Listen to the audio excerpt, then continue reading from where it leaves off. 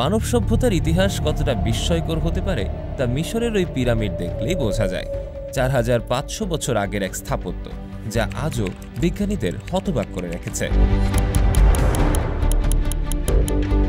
প্রায় লক্ষাধিক শ্রমিক পিরামিড তৈরির কাজ করেছে। কেউ বিশাল পাথর টেনেছে, কেউ বা বালি সরিয়ে জায়গা প্রস্তুত করেছে।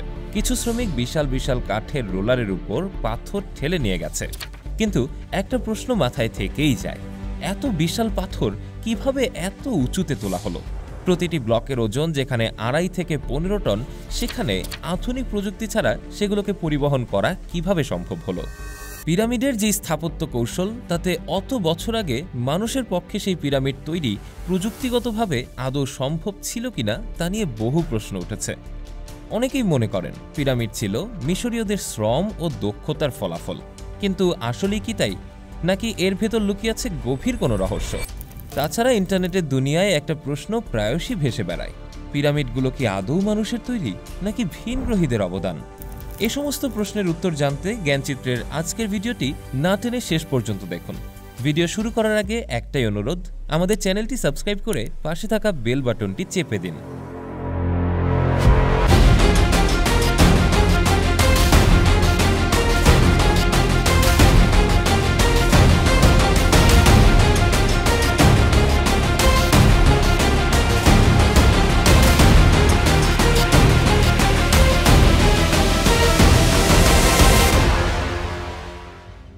বিশ্বের আশ্চর্য স্থাপত্যগুলোর মধ্যে অন্যতম মিশর বা ইজিপ্টের পিরামিড।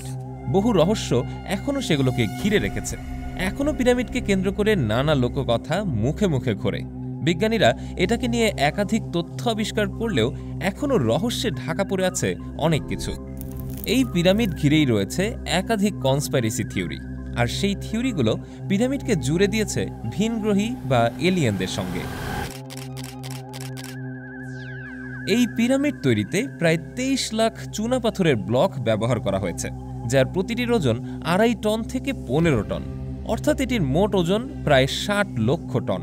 তাই এমন পরিস্থিতিতে প্রশ্ন ওঠাই স্বাভাবিক যে সেই সময় যেহেতু ক্রেনের মতো কোনো প্রযুক্তিও ছিল না, তাহলে কিভাবে এই পাথরগুলোকে তুলে পিরামিডের মতো এত উঁচুতে বসানো হলো? কিছু কনস্পাইরেসি থিওরিস্ট মনে করেন এই অবিশ্বাস্য স্থাপনার পেছনে ভিনগ্রহের প্রাণী এলিয়েনদের হাত থাকতে পারে। তাদের মতে সেই সময় মানুষ এত উন্নত প্রযুক্তি জানত না, যা দিয়ে এত নিখুঁতভাবে পিরামিড তৈরি করা সম্ভব হতো।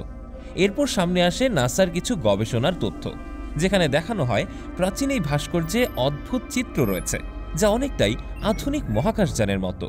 তবে এসব কি শুধুই বিতর্ক, নাকি সত্যি পিরামিডের সৃষ্টিতে কোনো অজানা শক্তির ভূমিকা ছিল, তা নিয়ে আজও সন্দেহ রয়ে গেছে। পিরামিড শুধু প্রাচীন মিশরের একটা স্থাপত্যই নয়, এটা একটা অবিশ্বাস্য রহস্য। তৈরির প্রথম দিকে পিরামিড পালিশ করা সাদা চুনাপাথর দিয়ে আবৃত ছিল। সূর্যের আলোয় এটি এতটাই ঝলমল করত যে বহু দূর থেকেও এটিকে দেখা যেত। তবে সময়ের সাথে সাথে সেসব পাথর ক্ষয় হয়ে গেছে, কেউ বা লুটপাট করে নিয়ে গেছে। এবার আসা যাক গিজার পিরামিডের অবাক করা কিছু বৈশিষ্ট্য নিয়ে। আর বৈশিষ্ট্য নিয়ে কথা বলতে গেলে প্রথমেই বলতে হয় নিখুঁত সমান্তরাল অবস্থানের কথা। পিরামিডের অবস্থান পৃথিবীর 4টি মূল দিকের সাথে নিখুঁতভাবে মিলে যায়। এর 4টি পাশ উত্তর, দক্ষিণ, পূর্ব ও পশ্চিমের সাথে এতটাই নিখুঁতভাবে মেলে যা অবিশ্বাস্য। এটি এতটাই নিখুঁতভাবে তৈরি যে এটি পৃথিবীর চুম্বকীয় মেরুর সাথে প্রায় 0.05 ডিগ্রিতে অবস্থিত। পিরামিডের উচ্চতার সাথে 43,200 গুণ করলে তা পৃথিবীর মেরু থেকে সূর্যের দূরত্বের সমান হয়। আয়তনে এটি প্রায় 9টি ফুটবল মাঠের সমান, আর ওজন প্রায় 12টি বুর্জ খলিফার সমান। পিরামিডের ভেতরে এমনও অজানা কক্ষ পাওয়া গেছে যা 4000 বছরেরও বেশি সময় ধরে মানুষের ধরাছোঁয়ার বাহিরে ছিল। অনেক গবেষক মনে করেন পিরামিড কেবল একটি সমাধিস্থল নয়, বরং এটি শক্তি কেন্দ্র হিসেবে কাজ করত। নিকোলা টেসলা বিশ্বাস করতেন পিরামিডের গঠনই ফ্রি এনার্জি ধারণার সৃষ্টি করে। 2018 সালে রাশিয়ান গবেষকরা বলেন পিরামিডের কেন্দ্রে মাইক্রোওয়েভ বিকিরণ সংরক্ষণ হয়, যা একটি শক্তি কেন্দ্র হতে পারে। শ্রমিকরা পিরামিডের নানা চিহ্ন ও বার্তা খোদাই করেছিল, যা এখনও রহস্যময়। পিরামিড হল পৃথিবীর অন্যতম কয়েকটি মানব নির্মিত কাঠামোর মধ্যে একটি, যা মহাকাশ থেকে দেখা যায়। এটি একসময় পৃথিবীর সবচেয়ে উঁচু কাঠামো ছিল, যার উচ্চতা 146 মিটারেরও বেশি। পিরামিড তৈরির জন্য সাধারণত 3 ধরনের পাথর ব্যবহৃত হতো। প্রথমটি হলো চুনাপাথর, যা পিরামিড তৈরির প্রধান উপাদান হিসেবে ব্যবহৃত হয়েছে। এই পাথরগুলো সাধারণত গিজা, তুরা এবং মায়াদি অঞ্চলের খনি থেকে সংগ্রহ করা হতো। দ্বিতীয় উপাদানটি হলো গ্রানাইট, যা অভ্যন্তরীণ কক্ষ ও রাজকীয় চেম্বার তৈরির জন্য ব্যবহৃত হতো। এটি আসওয়ান নামের একটি অঞ্চল থেকে আনা হতো, যা গিজা থেকে প্রায় 800 কিলোমিটার দূরে অবস্থিত ছিল। এছাড়াও বেলে পাথর ও ডোলারাইট পিরামিডের কিছু অংশ আর মন্দির তৈরির জন্য ব্যবহৃত হতো। এগুলো নুবিয়া এবং মিশরের অন্যান্য অঞ্চল থেকে সংগ্রহ করা হতো। শ্রমিকরা হাতুড়ি ও ছেনি ব্যবহার করে পাথর খনন করত। প্রথমে পাথরের পৃষ্ঠে গভীর ফাটল তৈরি করা হতো, আর এরপর কাঠের পেগ লাগিয়ে তাতে পানি ঢালা হতো। ফলে পাথরে ফাটল ধরে তা ভেঙে যেত। কাটা পাথর মসৃণ করতে হাতের তৈরি বিভিন্ন সরঞ্জামের ব্যবহার করত তারা। পিরামিডের ভেতরে পাথরের কাটা ব্লক এতটাই নিখুঁত যে মনে হয় সেগুলো লেজার কাটারের সাহায্যে কাটা হয়েছে। আর এই কারণেই অনেকেই মনে করেন পিরামিড তৈরির সময়ে এমন কোনো অজানা প্রযুক্তি ব্যবহার করা হয়েছিল যা আজও রহস্য রয়ে গেছে। তবে বিশালাকৃতির এই পাথরগুলো এক স্থান থেকে অন্য স্থানের পরিবহন করা ছিল সবচেয়ে বড় কষ্টের কাজ। পাথরগুলোকে কাঠের স্লেজের মাধ্যমে টেনে আনা হতো। তাছাড়া গবেষণায় এটাও জানা গেছে যে শ্রমিকরা বালির উপর পানি ঢেলে দিতেন যাতে স্লেজ সহজে চলতে পারে। আবার অনেক সময় গরু ও মানুষ একসঙ্গে টেনে আনত। আর নদীপথে আসওয়ানের মতো দূরবর্তী স্থান থেকে পাথর আনার জন্য নীলনদ ব্যবহার করা হতো। বড় বড় নৌকা বা ভেলা বানিয়ে পাথর পরিবহন করা হতো। বন্দর থেকে গিজা পর্যন্ত খাল খনন করে পানিপথের সংযোগ দেওয়া হতো। একবার পাথর নির্মাণস্থলে পৌঁছে গেলে সেগুলো উপরে তোলার জন্য ঢালু র্যাম্প তৈরি করা হতো। গবেষকরা মনে করেন সোজা র্যাম্প ব্যবহার করে পাথর ধাপে ধাপে উপরে তোলা হতো। তার থেকেও বড় কথা, পিরামিড বানানোর জন্য কোনো চাকা ব্যবহার হয়নি। মিশরীয়রা তখন চাকার ব্যবহার জানত, কিন্তু পিরামিড তৈরিতে চাকা ব্যবহার করা হয়নি, কারণ চাকা ভারী পাথর বহন করতে পারত না। তাই তারা কাঠের রোলার এবং বালির উপর দিয়েই এগুলোকে টেনে নিয়ে যেত। তবে আরও আশ্চর্যের বিষয় হলো, এত বিশাল স্থাপত্য মাত্র 20 বছরে তৈরি হয়েছিল। এর মানে প্রতি বছর গড়ে প্রায় 1 লক্ষ ব্লক বসানো হয়েছিল। পিরামিডের তাপমাত্রা সবসময় একই রকম থাকে, অর্থাৎ এর ভেতরের তাপমাত্রা 365 দিনেই প্রায় 20 ডিগ্রি সেলসিয়াসে থাকে। যদিও বাইরের তাপমাত্রা কখনো 45 ডিগ্রি সেলসিয়াস ছাড়িয়ে যায়, কিন্তু ভেতরে তাপমাত্রার কোনো পরিবর্তন নেই। পিরামিডের প্রাচীন ও আসল নাম ছিল আখেত খুফু, যার অর্থ খুফুর দিগন্ত। গিজার পিরামিড ওরিয়ন নক্ষত্রপুঞ্জের সাথে মিলে যায়।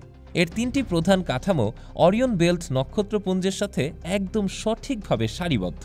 3টা পিরামিড যেমন সারিবদ্ধ, ঠিক তেমনি অরিয়ন বেল্টের 3টি তারা। ব্যাপারটা কি কাকতালীয় নাকি পূর্ব পরিকল্পিত? যদি পরিকল্পিত হয় তাহলে কে বা কারা করল এই পরিকল্পনা? এর উত্তর আজও আমাদের কাছে নেই।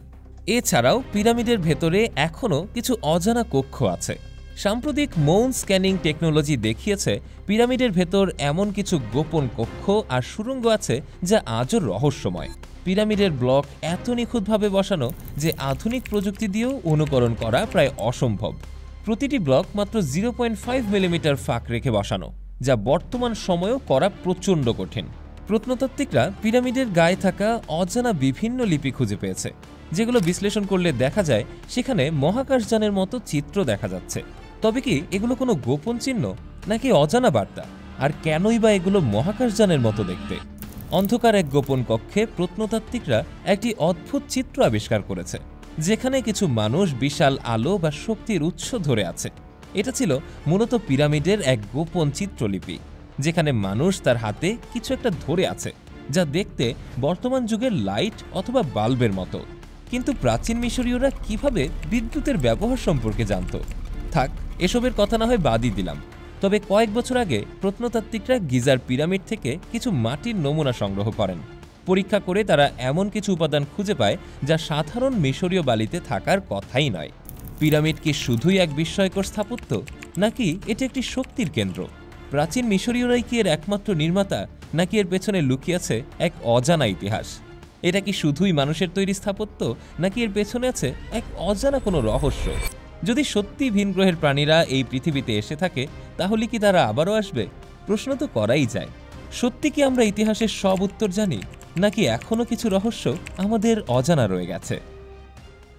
আজকের মতো এখানেই বিদায় নিচ্ছি। দেখা হচ্ছে পরবর্তী ভিডিওতে। ততক্ষণ পর্যন্ত সাবস্ক্রাইব করে আমাদের সাথেই থাকুন।